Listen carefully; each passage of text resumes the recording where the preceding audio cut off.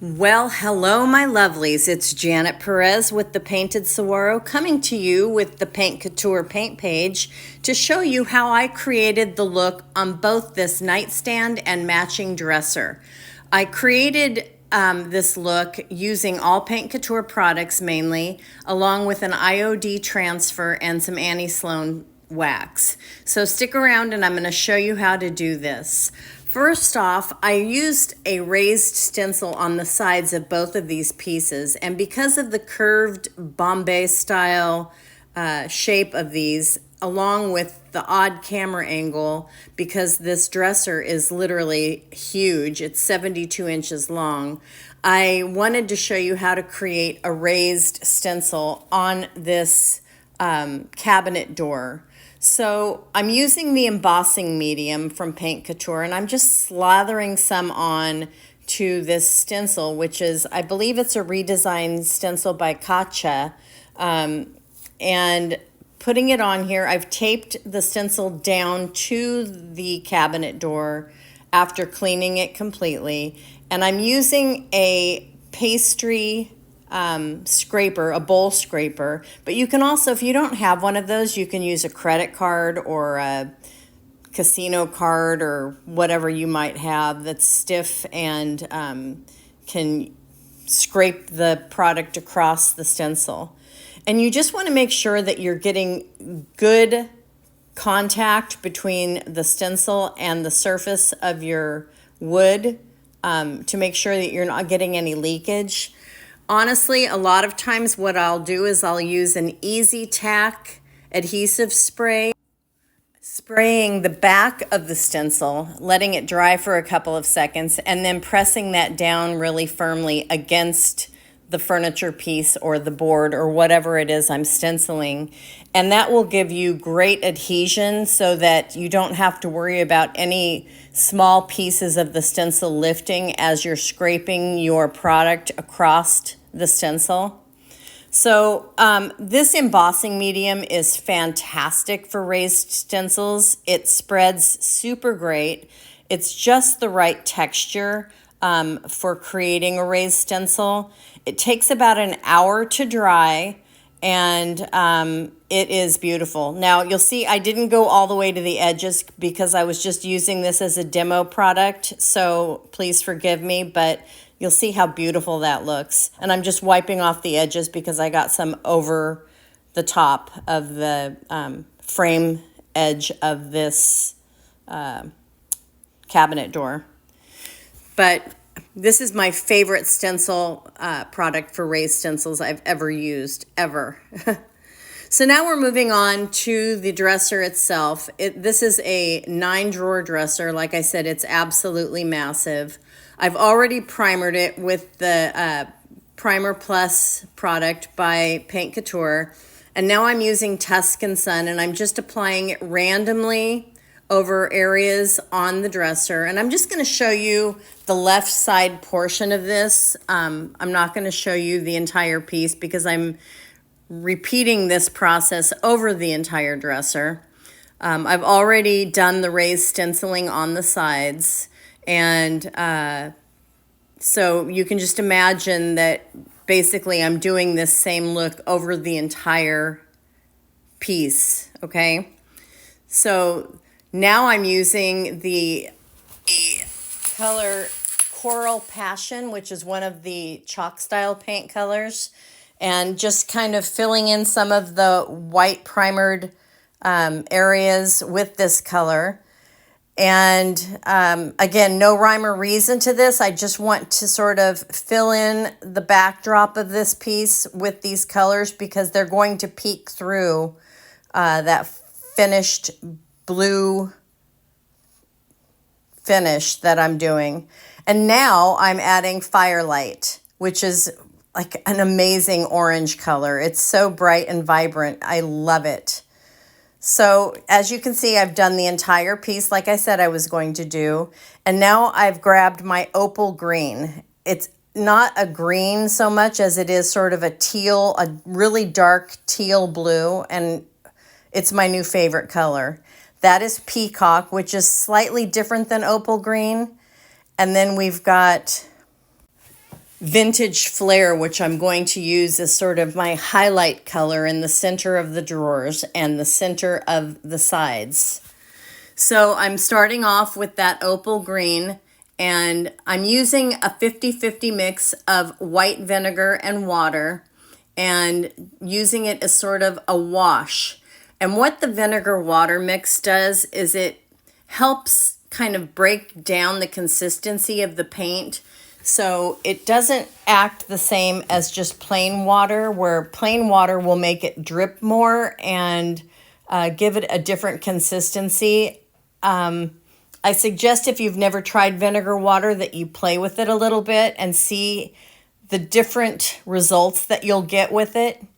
I'm adding the vintage Flair in the center there. You can see that it's just slightly lighter. And again, vinegar water, washing it down, and you're going to start seeing the colors beneath wash through. And I love this effect that you get with the color over color that you're doing here, or that I'm doing here.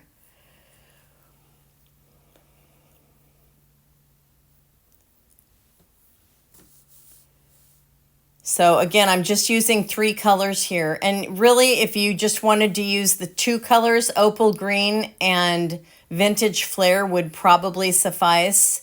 The Peacock is just my 3rd color to add a little bit of contrast, but it's not necessary particularly.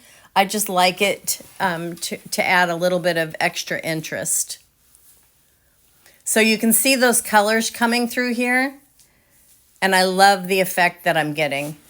Now I don't want drips, and that's why I'm going over it. And with this process, you really need to watch it pretty closely. You don't want to walk away after spritzing it. Unless you like drips. I personally don't want drips. I just want that wash effect. So that's why I'm babysitting it heavily. If I get too much paint removed, I'll go back in and add some paint. If I don't have enough paint removed, I will go back in and make sure that I'm spraying it a little heavier. Here I'm cleaning the drawer edges off because you don't want water to pool on those drawer edges. And just keep working it until you as the artist are happy. As you can see, I've got a screwdriver to help me open the drawers because obviously I have the drawer pulls removed. And then I'm using my shop towel to clean up any drips that might be coming off of those drawer edges. But look at that effect. Isn't that amazing? It almost looks like an oil slick to me, which I think is totally cool. And again, I'm constantly working it. Now here I'm using just plain water out of my mister.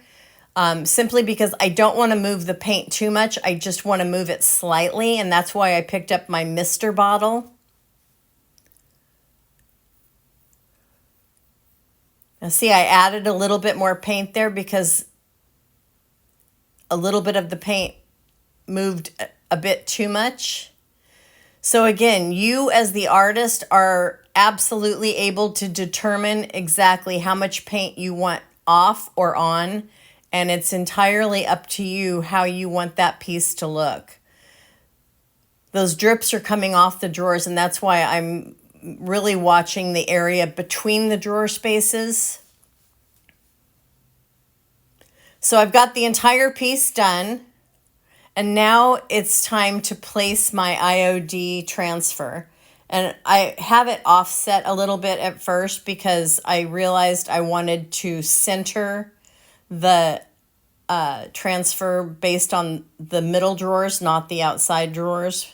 So I had to redo it a little bit, but see, so I'm readjusting right here. But you want to make sure that you figure out your layout when you're using a transfer prior to applying it, because I've seen some people have some major oops, and these are not inexpensive. So you want to make sure that you don't waste your time and your money by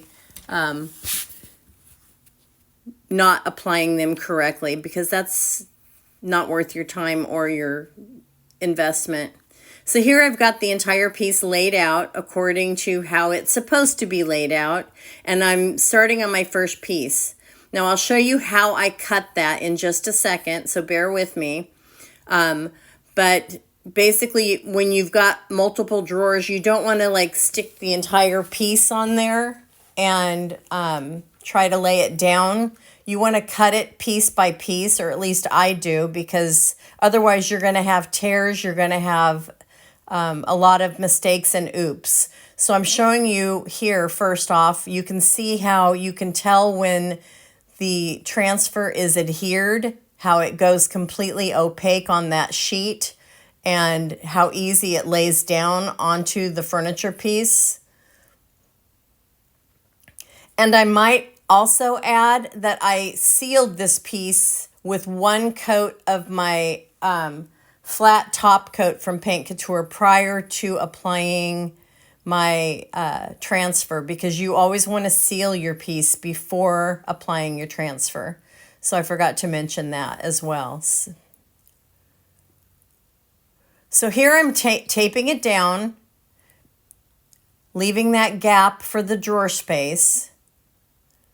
And I'm using a razor blade and cutting it, and cutting right through the tape. And I'm cutting all of the rest of the pieces for this now that I've got it laid out where I want it, making sure that I'm straight and I'm aligned, holding it down with my hand and cutting it off, okay? And then you want to just peel back one piece at a time, remove that backer paper, carefully place it back down, and start rubbing and applying it. And it goes on really easily, actually. These IOD transfers apply so quickly and so simply, and they adhere so easily.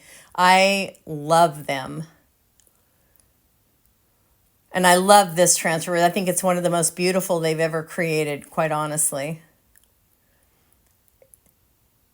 It is called Joy, Joie, Des Roses by IOD. And it's beautiful. I'm pressing down in that. There's a little bit of a curve there you can see, and I want to get around that edge there so that it lays down properly and doesn't crack or break on me. And you will get some cracks, but that's natural and normal. I have never seen a transfer applied without any flaws, but that's part of the beauty of it. This is handmade art, you guys, and to experience those little flaws in the artwork or cracks, and if there's something that really major happens, you can absolutely take some acrylic paint or some of your chalk style paint or mineral paint and touch it up beautifully, and nobody will ever know the difference. As long as you seal it afterwards, you're golden. Now see, I'm rubbing over it with that transfer sheet afterwards just to make sure that it's adhered well and bonded, and there's the whole piece. So I did that cutting technique completely the same exact way, and the transfer is on. This is a massive transfer, and it took the entire transfer on this piece. So now what I'm doing is I'm using a buffing pad, and it's kind of an abrasive pad, and just kind of going over the whole thing and making sure that there's no edges sticking out. What it does is it sort of ages it a little tiny bit and make sure that everything is laid down. There's no bubbles in the transfer, and it's adhered well and ready for a top coat. So now what I'm going to do is I'm going to seal this with another top coat of my flat top coat from Paint Couture. After sealing it with my top coat, I'm going to add some Annie Sloan dark wax in the corners to just give it a little more age. Sorry about that. My camera went wonky on me for a second. So I'm just using a natural bristle brush and some of that Annie Sloan. And I didn't use a light wax or a clear wax underneath this because like I said, I sealed it with my top coat already. So when you've sealed with a top coat, you really don't need to use a clear wax beneath your dark wax. What I am doing, and you'll see it in a second, is I'm offloading my brush onto a piece of cardboard so that I'm not getting too much dark wax on my brush, which is kind of important to do regardless of whether you're using a clear wax beneath or a polyacrylic beneath your wax, your dark wax, when you're using it or applying a dark wax. And then I'm kind of buffing it out, and I'll let this sit for a few hours and then buff it even more so that it's completely buffed out and it doesn't feel odd to the touch. There you can see me offloading my brush onto that cardboard. And it's real important that you do that so you don't get any really heavy goobers of the dark wax onto your piece. But isn't this a beautiful transfer? And on those colors, those teal colors with the orange peaks popping through, with the oranges and the peachy florals of this piece, I think it's just absolutely lovely. So I'm doing sort of a vignette around the drawers of each drawer with this dark wax, and I do the entire piece this way, and I also do the sides with it. So now we're moving on to the hardware, and I boil the hardware in a 50-50 vinegar water mix for about 15 to 20 minutes. You can see I kind of stir it with a wooden spoon just to make sure that it's all getting boiled thoroughly. And then you want to let it cool for a little bit before you touch it, because obviously it's been in boiling water and it's really, really hot, so don't scald yourself. So I then let it set in my sink for about 10 minutes to let it cool. And if you want to utilize the hardware as is without adding any embellishment by adding color to it, at this point, what you would want to do is take some oxalic acid, like Barkeeper's Friend, and scrub it with a wire brush.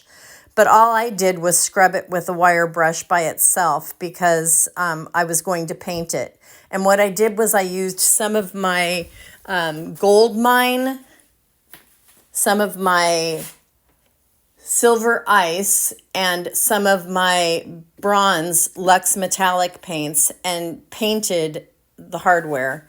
I just kind of wanted a medley of metallic colors on this hardware to give it a little bit of interest. And I think it turned out beautifully. And as you saw on that smaller piece, I use a smaller paintbrush handle to hold on to the pieces when I'm painting them. So here I'm giving you two examples. You can use a stencil brush when you're stenciling, but that's a lot of work, especially on a big stencil like this. And this is the same stencil I used for the raised stencils on the side. But this would take me forever to do this entire top. So I'm going to show you, I pour some of this, this is the Opal green paint. I pour some into a plate, and I use the cabinet door rollers on a 4-inch rolling handle, offload it onto another plate, paper plate, and just roll it on, and it goes so much faster. And there's your top. So that's super simple.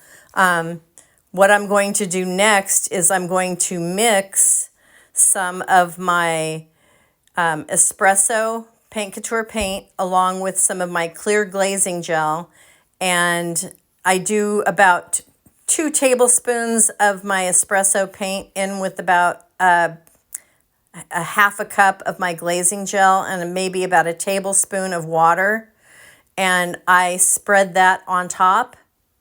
Once that gets spread, and I do this in smaller sections. I mean, this is, like I said, a massive dresser. So I did about half of the dresser at one step, and then spritzed it a little bit with some more water so that it didn't get set up too quickly, because even though it's glazing gel, it will, especially here in my house in the middle of summer, I live in the South, it will dry pretty quickly. And then I wipe it back with a rag. Typically you want to use a lint-free rag, but all of mine were in the laundry, so I used an old towel, which was fine. It didn't cause me any issues. But this just darkens up that orange, the Firelight and the Tuscan yellow and the Coral Passion that I added to the top of the dresser, because it was just a little bit too bright and light, and I wanted to tone it down a little bit. So what this technique does is just soften those colors up a bit and create a more aesthetic look, I feel, on the top. So I'm really pleased with how this technique turns out as well.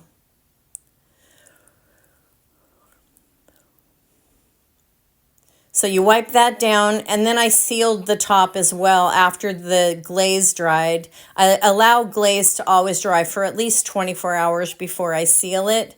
And then after it's dry, I seal all tops with about a minimum of 2 coats. For a dresser like this, I sealed it with 4 coats of Topcoat. And there's the dresser all finished. I hope you guys enjoyed the video. I hope you'll give us a like and a follow. And again, this is Janet Perez with the Painted Saguaro with Paint Couture Paints. And I appreciate you watching. Hope you'll come back again and watch us some more. Thanks for watching.